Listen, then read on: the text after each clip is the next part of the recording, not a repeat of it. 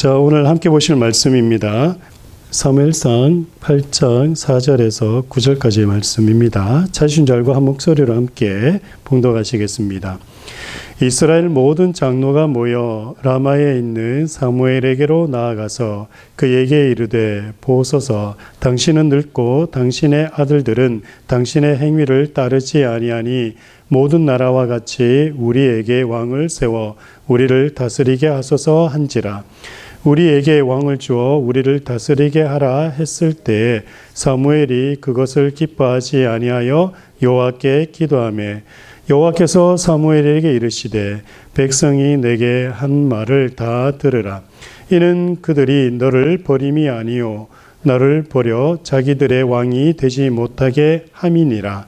내가 그들을 애굽에서 인도하여 낸 날부터 오늘까지 그들이 모든 행사로 나를 버리고 다른 신들을 섬김같이 내게도 그리하는도다.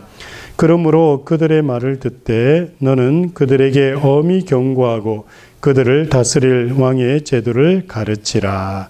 아멘. 지금까지 하나님 나라에 대한 서론적인 내용을 말씀을 드렸었습니다. 그럼에도 불구하고 솔직한 우리의 마음은 여전히 하나님에 대한 모함이 크다라는 것일 겁니다. 만약에 여러분에게 누군가가 하나님의 나라에 대해서 한번 이야기해 달라라고 얘기한다면 그 질문에 대한 답이 쉽게 생각이 나십니까? 아마 쉽게 생각나지 않는 것은 바로 지금까지 우리가 신앙생활을 해오면서 하나님 나라에 대한 뚜렷한 개념 정립을 하지 못하고 있었던 것이기 때문일 겁니다. 하나님 나라에 대해서 수없이 들어왔고 또 사용해 왔는데 도대체 하나님 나라가 무엇이냐고 질문을 받을 때면 곧장 대답하는 것이 쉽지, 오늘 말씀부터는 하나님 나라가 실질적으로 인간의 역사 속에서 어떻게 시작되었고 또 어떻게 진행되었으면 앞으로 어떻게 진행되어 갈 것인지를 구체적으로 살피는 시간을 갖겠습니다. 오늘은 그 첫 번째 시간으로 이스라엘 역사 속에서 드러난 하나님의 통치에 대해서 말씀을 전합니다. 하나님 나라의 역사적 사실을 이야기하면서 이스라엘의 역사를 이야기하는 이유는 하나님께서 인류 역사 속에서 자신의 백성을 선택하고 삼으시고 그 백성의 왕으로 통치하신 인간의 역사가 이스라엘이 유일하기 때문입니다. 보이지 않는 하나님이 인간의 역사 속에서 하나님 나라를 택하시고 그 하나님 나라에서 직접적인 통치를 하셨습니다. 여러분들이 예수 그리스도를 믿음으로 고백하고 하나님 백성 되기 전이었다 할지라도, 그리고 지금 이 순간 아직까지도 예수 그리스도가 누구신지 또 하나님의 존재에 대해서 의심을 품고 있거나 마음속으로 믿어 받아들이지 못하는 분이 있다 할지라도 인류 역사 속에서 우리 한 가지는 인정을 하죠. 뭘 인정합니까? 대한민국이 존재했던 것처럼 이스라엘도 있었습니다. 지금도 있고요. 그런데 그 이스라엘이라는 그 나라, 그 국민, 그 백성은 한국 사람하고는 달라요. 왜 다릅니까? 한국 사람들은 자신들을 통치한 게 인간들이 통치를 했어요. 하지만 이스라엘은 누가 통치했다고요? 우리가 믿지 않았던, 알지 못했던, 여기 말하는 우리라는 것은 이스라엘 백성을 얘기하는 게 아니에요. 우리 진짜 한국 사람, 아니면 뭐 미국 사람, 일본 사람, 중국 사람, 이런 사람들이에요. 그런 사람들이 알지 못했던 참신, 그 하나님이 사실은 이스라엘에서 직접 다스렸던 역사가 있었다라는 거예요. 그 역사를 가지고 지금 하나님이 어떻게 인류 역사에 들어오셨고 인류 역사를 통치하셨는지, 하나님의 나라를 세워 하나님이 통치하셨는지를 오늘부터 해서 말씀을 드리겠다라는 거예요. 그런 이해가 없으면 하나님이 이 땅 가운데 인간의 역사 가운데 개입을 하셨는지를 피부로 느끼지 못하는 거예요. 뜬구름 잡는다는 겁니다. 그래서 하나님 나라를 이야기하면 뜬구름 잡는 거라는 거예요.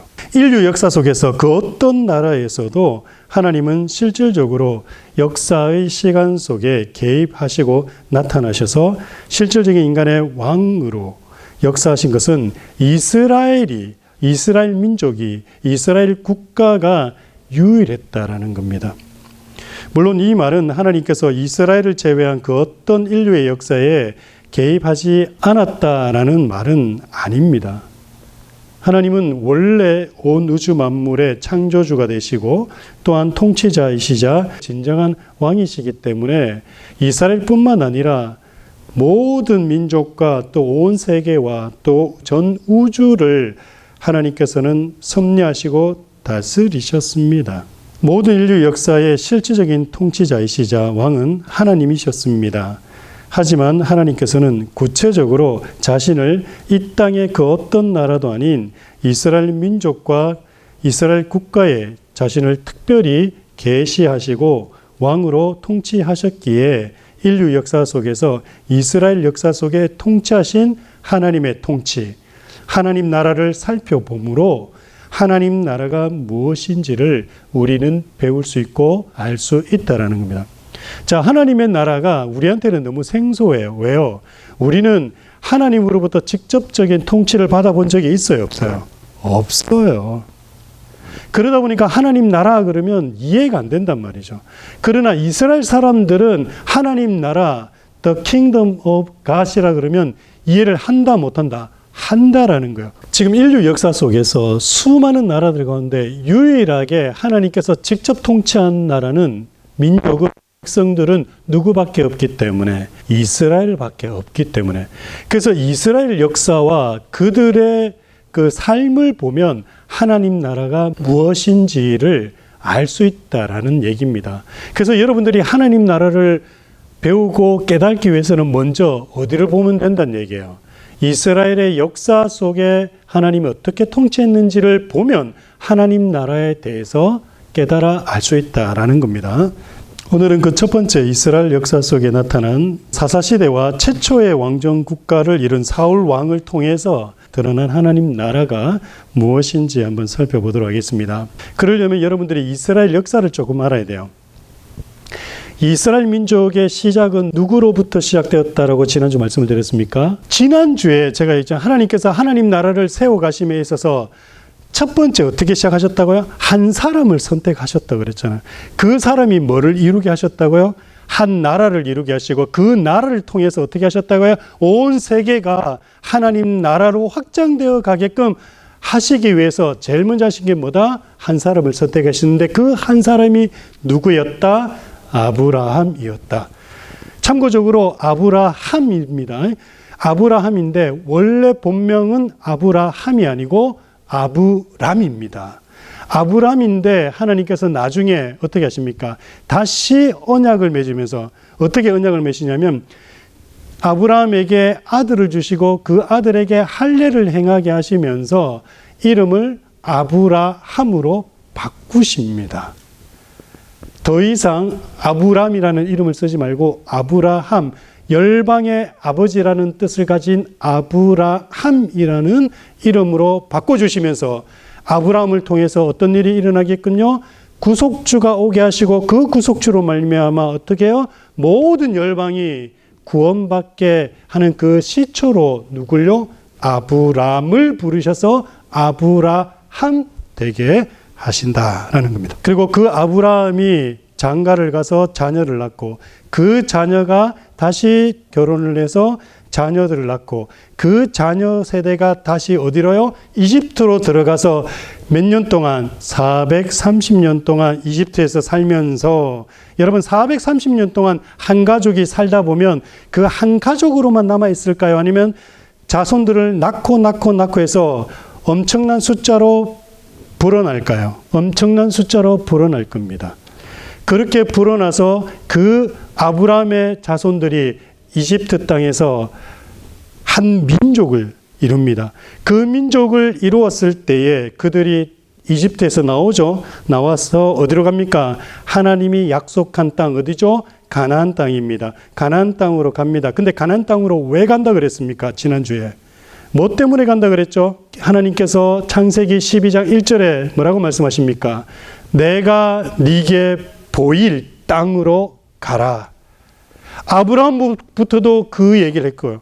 그러니까 하나님께서, 보이지 않는 하나님께서 보이는 하나님으로 나타나서 내가 너한테 보일 테니까 내가 네게 보일 그 땅으로 가라. 그래서 아브라함이 갈대아우르 에서 어디로 갑니까? 처음에는 하란으로 갔다가 하란에서 가나안 땅으로 가죠. 그 가나안 땅으로 갔던 아브라함이 다시 그 후손들이 이집트로 갔을 때 그 이집트에서 한 민족을 이루어서 어떻게 합니까? 내가 보일 그 땅, 어디죠? 가나안 땅으로 다시 간 겁니다. 다시 가서 그 땅에서 그들이 살았어요. 왜 살았어요? 그 땅에 누가 오시기 때문에, 보이지 않는 하나님이 보이는 하나님으로 오실 거기 때문에. 그가 누굽니까? 예수 그리스도예요. 여러분 다 같이 창세기 22장 한번 찾아보겠습니다. 창세기 22장은 어떤 내용이냐면, 아브라함이 아들 이삭을 가지고 난 다음에 약 15년에서 17년이 지납니다. 정확히는 제가 기억이 안 나는데요. 15년일 거예요. 그때 하나님이 나타나세요. 나타나가지고 뭐라 그러시냐면, 네 독자 이삭을 번제로 바치라 그래요. 자, 이게 무슨 말인지 아세요? 예. 아브라함의 독자 아들을 하나님께서 희생 제물로, 그러니까 죽여서 불태우라고 얘기를 하는 거예요. 근데 아브라함이 그 얘기를 듣고 한마디도 반항하지 않고 반문하지 않고 네 하고 아들을 데려갑니다. 그리고 그 아들을 데리고 가서 어떻게 해요? 번제로 바치려고 해요. 그 장소가 어떤 장소다? 모리아 산이라 그랬죠. 그 모리아 산이 나중에 어떻게 되죠? 다윗이 거기에서 어떤 하나님 앞에 번제를 드렸고, 그 번제 드린 그 장소에 솔로몬이 뭘 세우죠? 성전을 세우죠. 그 성전이 세워진 그곳에서 예수 그리스도가 오시고 죽으시죠. 그래서 그 땅이 중요하다라고 얘기를 했습니다. 그 배경을 가지고 있는 것이 창세기 22장이에요. 자, 제가 읽으면서 설명해 드리는 건 보세요. 11절 보세요. 22장 11절. 여호와의 사자가 하늘에서부터 그를 불러 이르시되 아브라함아 아브라함아 하시는지라. 아브라함이 이르되 내가 여기 있나이다. 지금 아브라함이 이삭을 번제로 바치기 위해서 묶어놓고 제단 위에다 올려놓고 불을 지피기 전에 이제 잡아야 되니까, 죽여야 되니까, 죽이려고 칼로 찌르려고 하는 순간 지금 하나님이 뭐라 그러시냐면 아브라함아 아브라함아. 두 번 불렀던 이유는 급박했다는 얘기예요. 정말 아브라함이 찌르기 일보 직전이었던 거예요. 그러니까 아브라함 보고 하나님이 급하게 부르는 거예요. 아브라함아 아브라함아 라고 두 번 부른 겁니다. 그리고 12절, 사자가 이르되 그 아이에게 내 손을 대지 말라. 그에게 아무 일도 하지 말라. 네가 내 아들 내 독자라도 내게 아끼지 아니하였으니 내가 이제야 네가 하나님을 경외하는 줄을 아노라. 그죠? 그리고 13절, 아브라함이 눈을 들어 살펴본즉 한 순양이 뒤에 있는데 뿔이 수풀에 걸려 있는지라. 아브라함이 가서 그 순양을 가져다가 아들을 대신하여 번제를 드렸더라.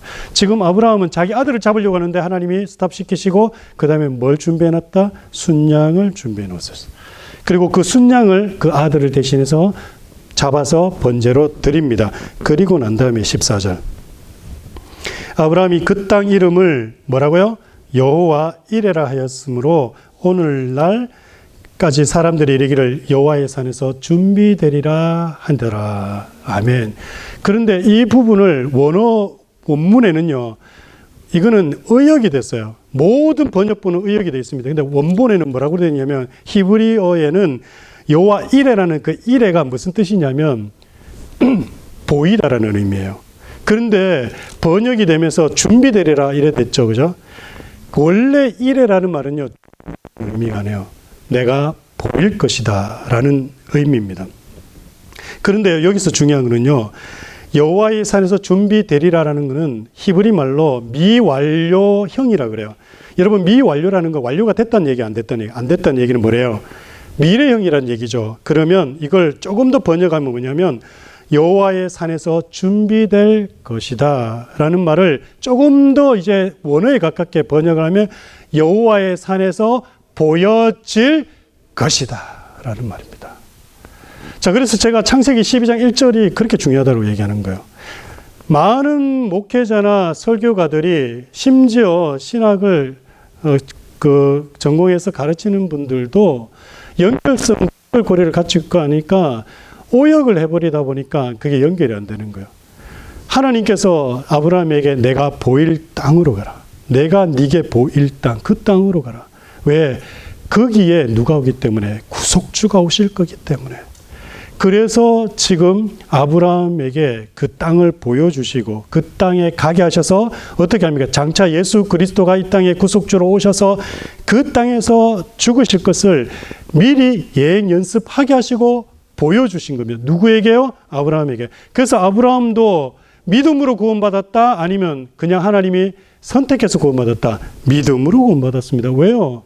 예수 그리스도가 이렇게 오셔서 자신의 후손으로 오시겠지만 하나님이 구속주가 되어 오셔서 이렇게 죽으심으로 우리가 구원받겠구나라는 것을 그때 봤기 때문에 뭐라 그럽니까?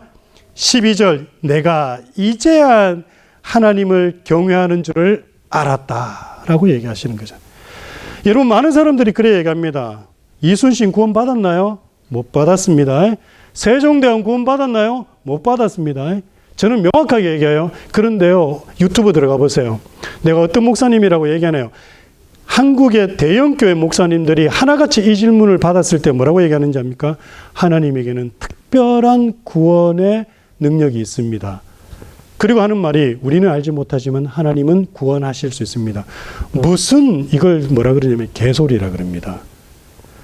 아닙니다, 여러분. 이순신 구원 못 받았어요. 우리는요, 예수의 피를 의지하고 예수의 피를 믿어 구원받는 거예요. 예수를 나의 구속주로 믿어 구원받는 거예요. 사도행전 4장 12절에서 뭐라고 얘기합니까? 온 천하에 구원받을 만한 다른 이름을 우리에게 주신 적이 있다 없다? 없다. 오직 주 예수 그리스도 그 이름이 길이요 진리요 생명이다. 그래서 예수님께서 말씀하시잖아요. 나로 말미암지 않고서는 하나님께로, 그 하나님이 뭡니까? 하나님 나라잖아요. 하나님 나라로 들어갈 수 있다 없다? 없다. 그런데 예수를 통과하지 않고도 하나님 나라로 들어갈 수 있대요. 구원받을 수 있대요. 여러분 이순신 구원 못 받았습니다. 세종대왕 구원 못 받았어요. 아셔야 됩니다. 오직 우리가 구원받고 영원한 생명을 얻는 것은 예수 그리스도 그를 믿는 것 외에는 없다라는 겁니다. 자, 그래서 한 사람이 나중에 한 민족을 이루었다 그랬죠. 그 민족이 뭐라고요? 이스라엘 국가입니다. 그 이스라엘이 다시 출애굽해서 가나안 땅에 들어가서 이제 완전히 그 땅에서 정착하면서 살죠. 정착하면서 사는 이유는 이제 그 정착하는 사는 그 곳으로 하나님께서 오실 거니까. 그래서 그 땅에 살면서 그들 나름대로 정치 구조를 형성해서 살아야 될 거 아니에요. 그럴 때에 그들은요, 어떻게 민족이 다스림 받으면서 살았냐면 우리처럼 대통령이나 영국처럼 왕이 세워져서 된 것이 아니라 처음에는 사사라는 사람들이 세워졌습니다. 사사라는 거는요, 지금 쉽게 말씀을 드리면 판사 같은 사람들이에요. 어떤 문제가 생겼을 때 그래도 이게 옳고 그르다라고 판단해 줄 수 있는 그런 사람들을 사사라고 불렀습니다. 정확히는 한자말로 판관이다라고 그렇게 중국어 성경에는 번역이 될 겁니다만. 여하튼간에 하나님께서 처음에 이스라엘 백성들을 이제 한 민족을 만드시고 또 한 국가가 되게 하시고 가나안 땅에 들어가서 심으시고 난 다음에 직접 통치했을 때에 그 직접 통치하신 그 방법이 사사들을 통해서 하셨다. 그래서 우리는 이스라엘 역사 가운데 사사 시대가 이스라엘 역사의 시작이다라고 합니다. 자, 이해가 되시죠? 아브라함이 한 민족을 이루었고 그 민족이 가나안 땅에 들어가서 그들이 통치 형태를 가지고 시작한 그 첫 번째 시대가 뭐라고요? 사사 시대. 그래서 그 사사가요, 총 410년 동안 12명에서 14명이 등장합니다. 왜냐하면 12명은 하라고 할 때는 사무엘이나 사무엘의 그 전 엘리 선지자, 엘리 그 제사장을 빼고 얘기를 했을 때 12이고요. 그 외에 그 두 사람을 넣어버리면 14명이 돼요. 이거는 뭐 중요한 거 아니니까. 어쨌거나 그 사사시대 때 하나님은 어떻게 통치하냐. 사사들을 통해서 이스라엘 백성들을 통치하셨다라는 겁니다. 여러분 사사기 2장 16절에서 18절 말씀 한번 찾겠습니다. 사사기 한번 찾아보세요. 16절부터 18절입니다. 우리 함께 읽겠습니다. 시작. 여호와께서 사사들을 세우사 노략자의 손에서 그들을 구원하게 하셨으니 그들이 그 사사들에게도 순종하지 아니하고 오히려 다른 신들을 따라가 음행하며 그들에게 절하고 여호와의 명령을 순종하던 그들의 조상이 행하던 길에서 속히 치우쳐 떠나서 그와 같이 행하지 아니하였더라. 여호와께서 그들을 위하여 사사들을 세우실 때에는 그 사사와 함께 하셨고 그 사사가 사는 날 동안에는 여호와께서 그들을 대적의 손에서 구원하셨으니 이는 그들이 대적에게 압박과 괴롭힘함을 받아 슬피 부르짖음으로 여호와께서 뜻을 돌이켰음이거늘. 아멘. 지금 하나님께서 이스라엘을 어떻게 통치하셨다고요? 누구를 통해 통치하셨다고요? 사사들을 통해서, 사사들을 대신 세워서 이스라엘을 통치하셨다라는 겁니다. 하나님께서 직접 통치하신 것은 맞지만 그럼에도 불구하고 사사들이라는 사람들을 세워서 이스라엘 민족을 통치하셨다라는 겁니다. 이렇게 시작된 이스라엘의 통치는요, 사사들을 통해서 400여 년 동안 진행이 되었습니다. 그런데 이 사사 시대까지만 하더라도 하나님이 직접 통치하는 신정 국가였어요. 그 말은 뭐냐면 특별히 어떤 문제가 없을 때는 사사들을 세우지 않았어요. 그러나 문제가 있을 때는 사사들을 세워서 그 문제를 해결하게 하셨습니다. 하나님이 직접 통치하시긴 하시되 어떻게 해요? 어떤 문제가 생기지 않는 한은 누군가를 대표자를 세우지 않았다라는 겁니다. 이스라엘 통치가 좀 독특해요. 그들은 12지파 가운데 레위 지파가 있잖아요. 레위 지파를 중심으로 해서 하나님 앞에 제사하는 그런 형태로 원래 지내고 있다가 국가적인 위기가 나타나면 누가 나타났다고요? 하나님이 누구를 세웠다고요? 사사들을 세워서 그 사사들을 통해서 또 어떻게 해요? 이스라엘 나라가 유지되고 어떤 문제가 해결되게끔 하셨다는 겁니다. 제사장들을 통해서 하지는 않으셨다라는 거예요. 그래서 원래는 아무 문제가 없으면 제사장들을 통해서 그 나라가 계속 제사하고 그저 하나님이 직접 통치하는 그런 어떤 모습으로 존재하고 있었다라는 거예요. 그러다가 국가적 문제가 생겼을 때에 사사를 세워서 그 문제를 해결하게 하셨는데 그 문제는 어떻게 생겨나게 되냐면 이스라엘 백성들이 하나님을 떠나버리면 어떤 식으로 하나님이 하셨다. 외부 세력으로부터 또 공격하게 하셔서 그들이 하나님께로 돌아오게 하시는데 외부 세력이 공격해 들어오면 어떻게 해요? 사사를 세워서 그 문제를 해결하게끔 그렇게 하셨다라는 거예요. 근데 여기서 이걸 여러분도 좀 생각해 보셔야 돼요. 뭐냐면 우리 삶 속에 왜 이런저런 크고 작은 일들이 생기겠습니까? 왜 그런지 아세요? 우리가 하나님께 집중하지 않기 때문에요. 그분을 우리의 왕으로 모시지 않기 때문에요. 근데 제가 말하는 여기서 말하는 하나님이라는 것은 예수 그리스도입니다. 예수 그리스도가 우리의 신앙의 대상입니다. 그분이 우리 삶의 중심, 우리 삶의 주인이 아니다 보니까 그걸 잊고 사니까 어떻게 합니까? 잊고 살면 망하니까 또 생각하라고. 너의 힘으로는, 너 혼자는 도저히 이 문제를 감당하지 못하는 연약한 존재임을 우리에게 깨닫게 해주시고 다시 예수 그렇게 초점 맞추고 시선을 돌리고 그분께 기도하게 하기 위해서 크고 작은 문제들을, 심지어 여러분의 건강뿐만 아니라 여러분의 재정적인 문제, 여러 가지 문제들을 산더미 같이 그렇게 우리가 마주하게끔 하는 이유도 바로 그겁니다. 그러니 여러분이 삶이 평안하고 여러분의 삶이 잘 되길 원한다면 방법 쉽잖아요. 뭐 하면 돼요? 예수님을 내 삶의 주인으로 모시기만 하면 돼요. 그 간단한 원리를 모르니까 맨날 그냥 앞치락 뒤치락 하면서 그렇게 사는 겁니다. 자, 여하튼 간에 신정시대는 그렇게 된 겁니다.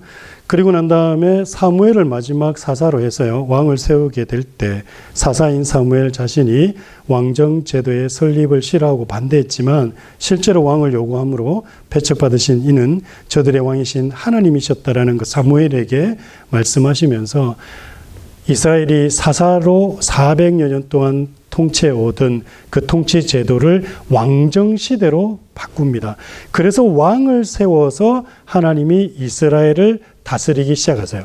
하나님이 직접 다스리던 그런 형태에서 대리 통치자 누구? 왕을 세워서 그렇게 만들기 시작하십니다.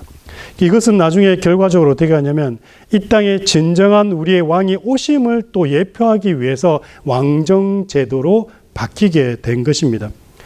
그래서 백성들이요 사무엘을 버린 것이 아니라 여호와를 버린 것이라고 하나님께서 사무엘에게 말씀하시고 사사시대에 이스라엘을 다스리신 이가 여호와 하나님이셨다라는 것을 분명히 이야기하셨습니다. 사사를 통해서 이스라엘을 다스렸지만 실질적인 것은 누가 다스리는 것인가? 하나님께서 다스렸다라는 것을 사무엘에게 하나님이 말씀하심으로 우리가 알 수 있다라는 겁니다. 그리고 백성들의 요구를 쫓아서 사울이 이스라엘의 왕으로 세워져서 왕정 제도가 하나님의 통치를 위임받아서 하는 것으로 시작된다라는 것을 성경 말씀을 통해서 알 수 있습니다. 그리고 사무엘에 의해서 세워진 왕정 제도가 결국 왕의 제도로 세워진 왕은 언약서를 옆에 두고 그 언약의 말씀을 쫓아서 정치함으로 하나님 말씀을 따라 그 말씀에 순종해서 정치하는 위임 통치의 형식이었다라는 것을 우리는 알 수 있습니다. 시간이 없는 관계로 신명기 17장 가면 이미 모세가 출애굽시키면서 이스라엘 백성들에게 얘기합니다. 미래를 바라보고 너희들 나중에 하나님 대신에 왕을 요구할 거라고.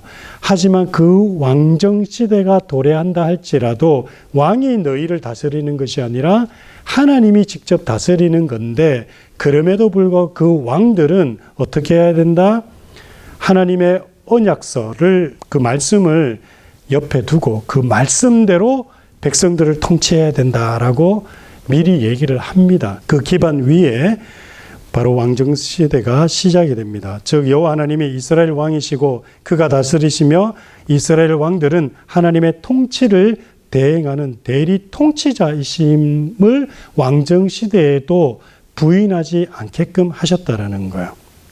사사시대 때는 하나님이 직접 다스렸기 때문에 큰 문제는 없었죠. 그러나 왕정시대가 돼서 왕이 다스리면 이스라엘 백성들이 헷갈려 할 거 아니에요. 정말 하나님이 진정한 우리의 왕이신지 아니면 지금 눈에 보이는 저 왕이 진짜 우리의 왕인지 헷갈릴 거 아니에요. 그래서 어떻게 하게 했다고요? 그 왕이 대리 통치자임을 잊지 않게 하기 위해서 하나님이 말씀을 주셔서 그 말씀을 옆에다가 늘 어떻게 뺏겨서 사본을 두고 그 말씀을 통해서 그가 왕으로서의 권한을 행사하게끔 하심으로 이스라엘 백성들이 비록 눈에 보이는 왕이 자신들을 다스린다 할지라도 어떻게 해요? 원래 다스리는 분은 실질적인 이스라엘 민족의 통치는 누구다? 하나님이심을 잊지 않도록. 그런데 이스라엘 역사가 참 재밌습니다. 그렇게 세워진 왕들이 다들 어떻게 합니까? 성공합니까? 실패합니까? 실패합니다. 물론 우리가 다윗이나 몇몇 왕들은 성공했다라고 볼 수 있지만 아니에요. 다윗 역시도 완전한 왕의 통치를 못합니다. 다윗뿐만 아니라 솔로몬도 마찬가지예요. 솔로몬도 처음에는 시작이지만 마지막에 그 아들도 마찬가지죠. 그런데 그 왕들이 제대로 이스라엘 민족을 다스릴 거라고 생각하고 왕들이 세워질 때마다 사람들은 기대할 거 아니에요. 기대했는데 그 왕들이 시간이 지나면서 계속 어떻게 돼요? 망하는 길로 가고 또 망해버리고 그런 왕들이 반복되고 하면서 백성들에게 나타난 백성들에게 마음속에 나오기 시작한 마음이 뭐겠어요? 지겹다. 이제 정말 우리를 제대로 다시 진정한 왕이 왔으면 좋겠다, 안 왔겠다? 진정한 왕이 왔으면 좋겠다라는 마음이 이렇게 일어날 때 그리고 폭발 직전에 있을 때 그때 누가 오십니까? 예수 그리스도가 오십니다. 그래서 우리가 예수 그리스도를 진정한 왕이다라고 얘기를 하는 겁니다. 이스라엘 역사 사사시대와 이 왕정시대의 사울 왕 모습을 보면서 우리는 뭘 깨닫습니까? 우리 삶의 주인은 누구이십니까? 예수 그리스도이십니다. 그분의 인도하심과 그분의 말씀에 순종하지 않고 내 뜻대로 내 생각대로 사는 것이 바로 반역인 겁니다. 우리가 무엇을 함에 있어서 내 삶의 주인인 우리 주 예수께 묻지 않고 내 마음대로 행하는 것 자체가 예수 그리스도를 배척하는 것입니다. 나는 날마다 내 삶의 문제와 진로를 주 예수께 묻고 있습니까? 묻는다고 해서 우리가 기도해서 그분의 음성을 듣는다는 것이 아닙니다. 날마다 말씀을 읽으며 바른 믿음과 신학을 배우고 익힘을 통해 우리의 지성과 이성이 성령의 조명을 받아서 바른 판단을 하는 것을 말하는 겁니다. 그러므로 우리는 날마다 하나님의 말씀을 읽음과 배움에 전념해야 합니다. 이번 한 주간도 우리의 삶의 주인은 내가 아닌 우리 주 예수 그리스도이심을 잊지 않고 주 예수의 인도하심을 순종하며 그분을 우리의 삶의 중심으로 모셔 사는 한 주가 되기를 간절히 축원합니다. 기도하겠습니다. 이스라엘 역사 속에서 하나님의 통치를 바라봄으로 참된 인간의 통치자는 우리 주 예수 그리스도이심을 고백합니다. 주님, 우리가 이 땅에 산다 할지라도, 이 미국 땅에 이민자의 삶을 산다 할지라도 참된 우리의 통치자는 미국의 대통령인 트럼프도 아니고 한국의 대통령인 윤석열 대통령도 아니고 진정한 우리의 통치자는 주 예수 그리스도이심을 우리가 믿음으로 고백하고 잊지 않고 이번 한 주간도 그분께 묻고 기도하면서 그분의 뜻을 구하고 그분과 동행하는 한 주간 될 수 있도록 성령 하나님 우리를 인도해 주옵소서. 모든 것 주님께 감사드렸고 예수님의 이름으로 기도드립니다. 아멘.